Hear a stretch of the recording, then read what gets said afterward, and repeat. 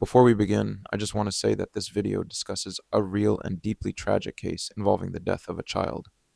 My intention is never to cause harm or disrespect, but to share this story with care, awareness, and sensitivity toward everyone affected.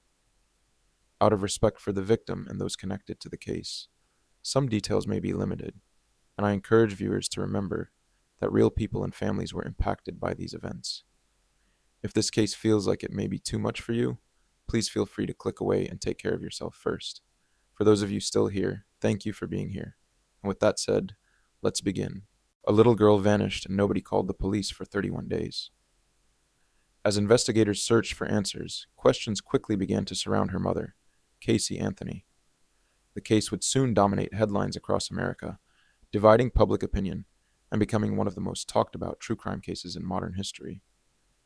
But even years later, people still ask the same question. What really happened to Caylee Anthony? This is the story of Caylee Anthony. Caylee Anthony was born on the 19th of March, 1986, making her a Pisces, and she was born in Warren, Ohio to Cindy and George Anthony. Caylee had a brother called Lee. George works in law enforcement and Cindy is a registered nurse. Caylee was a bright, personable young girl with friends. However, when Caylee got to high school, Caylee started to lie, which formed a pattern, sometimes exaggerating stories or creating false explanations about work, relationships, and personal situations. Cindy and George attended Caylee's graduation, along with Caylee's grandparents, only to discover that she was several credits short of graduating. Caylee had stopped attending classes toward the end of the school year, but led her family to believe she would walk with the graduating class. When she was 19, Caylee gave her family yet another shock. She had put on weight, and her parents suspected she was pregnant. Caylee denied it, claiming she was a virgin. Months into her pregnancy, she told her parents the truth. The identity of the baby's father, however, remained a mystery.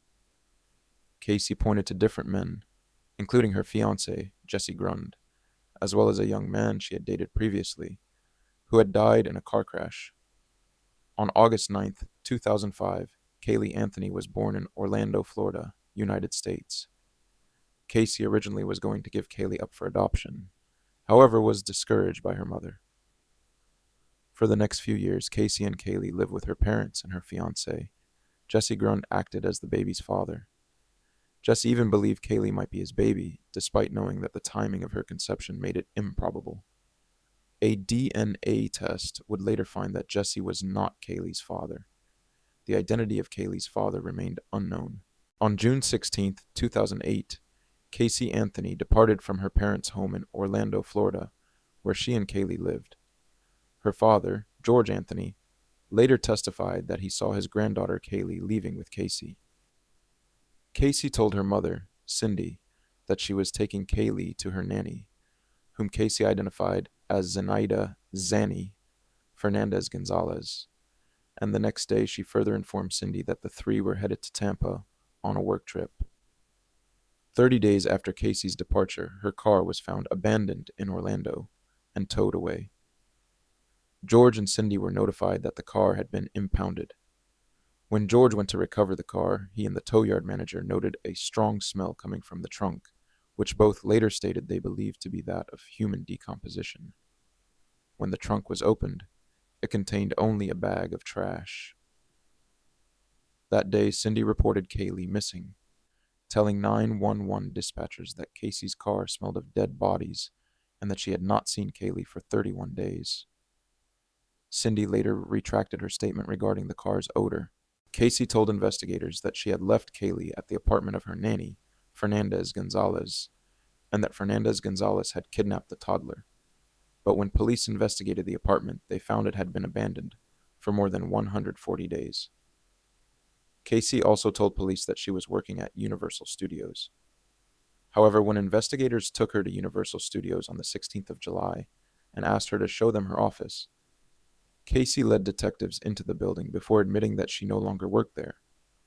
As it turned out, she had not worked there since she had taken maternity leave almost 3 years earlier. Caylee was arrested. On July 29th, Caylee was offered a limited immunity deal. In exchange for help finding Caylee, prosecutors said they would not use Casey's statements to police against her. The offer expired September 2nd, 2008. On August 11th, 12th, and 13th, 2008, meter reader Roy Kronk called police about a suspicious object found in a forested area near the Anthony residence. In the first instance, he was directed by the sheriff's office to call the tip line, which he did, receiving no return call. In the second instance, he again called the sheriff's office and eventually was met by two police officers. He reported to them that he had seen what appeared to be a skull near a gray bag. On that occasion, the officer conducted a brief search and stated he did not see anything. On December 11th, 2008, Kronk again called the police. They searched and found the remains of a child in a trash bag. Investigative teams recovered duct tape, which was hanging from hair attached to the skull, and some tissue left on the skull. Over the next 4 days, more bones were found in the wooded area near the spot where the remains initially had been discovered. On December 19th, 2008, medical examiner Jan Garavalia confirmed that the remains found were Caylee's. The death was ruled a homicide and the cause of death listed as undetermined. Following her arrest at Universal Studios, Casey was charged with giving false statements to law enforcement, child neglect, and obstruction of a criminal investigation. The judge denied bail, saying Casey had shown woeful disregard for the welfare of her child. On July 22, 2008, after a bond hearing, the judge set bail at $500,000. A month later, Casey was released from the Orange County Jail after her $500,000 bond was posted by Tony Padilla, the nephew of California bail bondsman Leonard Padilla. Leonard said he hoped he and his nephew could help Casey find her missing daughter. However, when an angry crowd began to gather around Casey's residence, where Casey stayed while on bond, Tony decided to revoke her bond and return her to jail. Leonard further added that Casey had not wanted to communicate with him. On September 5th, 2008, Casey was released again on bail for all pending charges after being fitted with an electronic tracking device. Her $500,000 bond was posted by her parents, who signed a promissory note for the bond. On October 14, 2008, Casey was indicted by a grand jury on charges of first-degree murder, aggravated child abuse, aggravated manslaughter of a child, and 4 counts of providing false information to police. She was later arrested, and Judge John Jordan ordered that she be held without bond. A week later, the state dropped the child neglect charges because the neglect charges were premised on the theory that Caylee was still alive. On October 28th, Casey was arraigned and pleaded not guilty to all charges. On April 13th, 2009, prosecutors announced that they planned to seek the death penalty in the case. Before the trial began, due to this case being reported widely in the Orlando areas, jurors were brought in from Pinellas County. The jury selection took longer than expected and took between the 9th of May to the 20th of May to decide, and that's with 12 jurors and 5 alternates being sworn in. The panel comprised 9 women and 8 men. The trial took 6 weeks, during which time the jury was sequestered to avoid influence from information available outside the courtroom. The trial began on May 24, 2011, at the Orange County Courthouse, with Judge Belvin Perry presiding. Prosecutors stated that Casey used chloroform to incapacitate Caylee before suffocating her with duct tape, leaving the body in the trunk of her car before disposing of it. The defense, led by Baez, said Casey had likely accidentally drowned in the family's pool on June 16, 2008, and that George had, with Casey's knowledge, covered up the drowning in order to spare his daughter a potential child neglect charge. The defense further said that Casey's seemingly unaffected behavior after Caylee's death was attributable to child abuse she had allegedly suffered at the hands of her father and brother. Finally, the defense stated that the police investigation had been compromised by the media frenzy. In the trial's second week, the prosecution called various members of Casey's family to the stand. George was their first witness, and in a response to their questioning, he denied sexually abusing his daughter. Both George and Casey's then-boyfriend testified they did not smell anything resembling human decomposition in Casey's car when she visited them while Caylee was missing, but George said he did smell something similar to human decomposition when he went to pick up the car on July 15th. Cindy testified that her comment to 911 that Casey's car smelled like someone died was just a figure of speech, further noting that she had made exaggerated claims on the phone in an effort to get the police to respond quickly. The third week was chiefly devoted to forensic analysis. The prosecution called software designer John Dennis Bradley, who testified that, based on a program he used to recover deleted searches, someone using the family's computer, he could not specify who, had searched for chloroform 84 times, household weapons, and neck breaking. After the trial, Bradley publicly reported that this number was an error attributable to a bug in his program, and that the computer, in fact, contained only one search for chloroform. Two police dog handlers indicated that their cadaver dogs had detected human decomposition, one in Casey's car and the other in the Casey's family's backyard. Chief Medical Examiner John Garavaglia for the prosecution testified that she determined Caylee's manner of death to be homicide based on physical and circumstantial evidence, including the fact that her death had not been reported and that chloroform had been found in Casey's car, noting that even a small amount of chloroform could result in a child's death. On cross-examination, Garavaglia admitted that toxicology tests on Caylee's bones came up negative for volatile chemicals, but she maintained her opinion that the death was not an accident, given the lack of a report. Human Identification Laboratory Director Michael Warren presented an animation featuring pictures of a still-living Caylee with her mother that were superimposed with Caylee's decomposed skull and the duct tape found with the body. Warren said it was his opinion that the duct tape had been placed on Caylee prior to her body's decomposition. FBI latent fingerprints examiner Elizabeth Fontaine said that she had observed the outline of a heart-shaped sticker on the duct tape found with Warren, though by the time she tried to photograph the outline, it was no longer visible. Fontaine said that she had not found fingerprints on the tape, though she had not expected to. FBI hair analyst Sebastian Shaw testified that a hair discovered in Casey's trunk belonged to Caylee and displayed root banding. Sebastian said that a study he had been running and had expedited for the trial had so far shown that such banding only occurred post-mortem.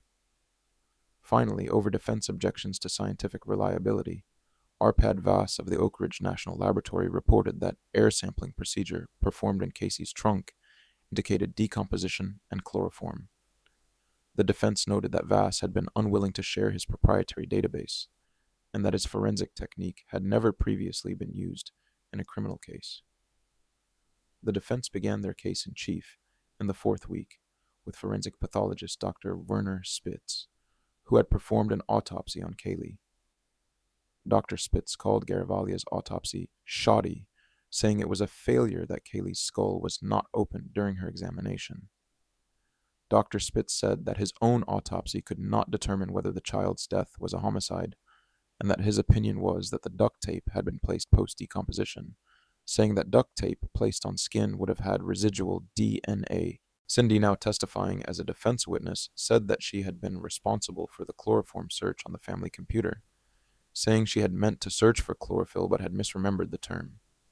Cindy said that work records indicating she had been at work at the time of the search were incorrect, as she said they often were because she was a salaried employee. Finally, Cindy testified that their family buried their pets in blankets and plastic bags using duct tape to seal the opening. Additionally, the defense called an FBI forensic document examiner who found no evidence of a sticker or sticker residue on the duct tape found near the child's remains. On June 30th, the defense called Crystal Holloway, a volunteer in the search for Caylee, who stated she had an affair with George. According to Crystal, George said Caylee's death was an accident that snowballed out of control. During cross-examination, prosecutors pointed to Holloway's sworn police statement, in which she said George believed, rather than knew, it was an accident. During the redirect examination, Baez asked Crystal if George had told her Caylee was dead while stating publicly that she was missing, to which she replied yes. In his earlier testimony, George denied the affair with Crystal and said he visited her only because she was ill. After Crystal's testimony, Judge Perry told jurors it could be used to impeach George's credibility, but it was not proof of how Caylee died, nor evidence of Casey's guilt or innocence. By the time both sides had concluded their case in chief, the prosecution had called 59 witnesses for 70 different testimonies, and the defense called 47 witnesses for 63 different testimonies. Caylee did not testify. By the time the trial was finished, 400 pieces of evidence had been presented. Closing arguments were heard July 3rd and 4th.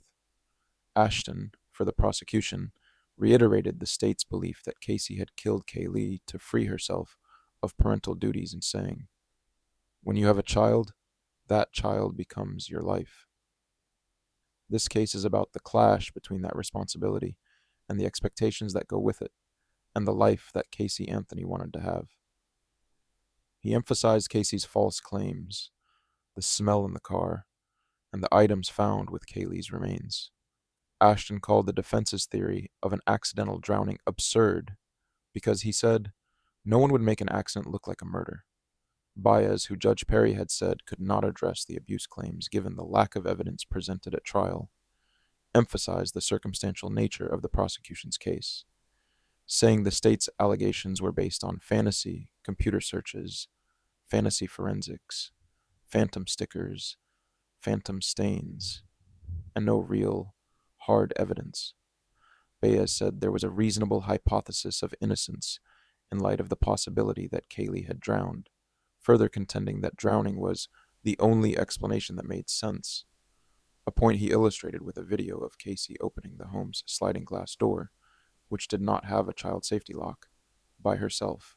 In the rebuttal, lead prosecutor Burdick said that the state had backed up the claims from its opening statements with evidence. She pointed to Caylee's actions after Caylee's disappearance, saying, "Responses to grief are as varied as the day is long, but responses to guilt are, oh, so predictable. What do guilty people do? They lie, they avoid, they run. They mislead not just to their family, but the police. They divert attention away from themselves, and they act like nothing is wrong." Burdick denied Baez's charge that the prosecution had based its case on emotion rather than evidence. She then ended her rebuttal by showing the jury a side-by-side picture of Caylee partying and a tattoo she received the day before Caylee was reported missing. The jury began deliberations on July 4th. On July 5th, prosecutors stated that during deliberations they were about to give the jury the corrected information with regard to Bradley's software discrepancy. However, the jury reached a verdict before they could do so. One legal analyst stated that if the jury had found Caylee guilty before receiving the exculpatory evidence, the prosecution's failure to fully disclose it could have been grounds for a mistrial. On July 5, 2011, the jury found Caylee not guilty of counts 1 through 3 regarding first-degree murder, aggravated manslaughter of a child, and aggravated child abuse, while finding her guilty on counts 4 through 7 for providing false information to law enforcement. The guilty counts pertain to Caylee's false statements that she, 1. worked at Universal Studios, 2. employed Fernandez Gonzalez as a nanny, 3. had told 2 Universal Studios coworkers that Anthony had disappeared, and 4. had spoken by phone with Caylee after Caylee went missing. On July 7, 2011, sentencing arguments were heard. The defense asked for the sentencing to be based on 1 count of lying on the grounds that the offenses occurred as part of a single interview with police dealing with the same matter, the disappearance of her daughter. In the alternative, the defense argued for concurrent sentencing, that is, for Caylee to be permitted to serve the various sentences at the same time. The judge disagreed with both arguments. Perry found the statements to constitute 4 distinct, separate lies. He sentenced Caylee to, consecutively, 1 year in the county jail and $1,000 in fines for each of the 4 counts of providing false information to a law enforcement officer, the maximum penalty prescribed by law. Because Caylee had been incarcerated since October 2008, she received more than 1,000 days in time served credit, and she was released 10 days after the sentencing on July 17. Caylee appealed her convictions, arguing that the false statements she provided to officers constituted 1 offense, and that the statements were inadmissible because she had not been given a Miranda warning. The prosecution said that each statement constituted a separate offense and that Caylee was not detained at the time she made any of the statements. The appellate court rejected Caylee's Miranda argument, but it concluded that her false statements could only constitute 2 offenses because they had been made in 2 interviews, throwing out 2 of the offenses on double jeopardy grounds. We cannot conclude that the legislature intended to authorize separate punishment for each false statement made during a single interview, the court said. but the court declined to reduce the number of convictions to one, saying, "Where there is a sufficient temporal break between two alleged criminal acts, so as to have allowed a defendant time to pause, reflect, and form a new criminal intent, a separate criminal episode will be found to have occurred." As of 2026, Caylee Anthony lives in Florida and largely stays out of the public spotlight compared to the intense media attention she received during and after the trial. In 2011, Caylee was found not guilty of the most serious charges relating to the death of her daughter, Caylee Anthony, a verdict that shocked many people around the world. Despite being acquitted, public opinion about the case remains deeply divided, and Caylee continues to be one of the most controversial figures in modern true crime history. Over the years, she has occasionally given interviews and made public appearances, but she has generally lived a private life, away from the constant media coverage that once surrounded her. And even today, the question of what really happened to Caylee Anthony continues to spark debate, discussion, and speculation around the world. The death of Caylee Anthony remains one of the most heartbreaking and controversial cases in modern true crime history. A little girl who should have had her whole life ahead of her became the center of a case that captured the attention of millions around the world. The investigation, the trial, and the verdict left many people with more questions than answers. And even today, years later, people still debate what really happened to Caylee Anthony. While opinions on the case may differ, one thing remains certain: a young child's life was tragically cut short. Thank you for watching Into the Night Stories, and as always, stay safe out there.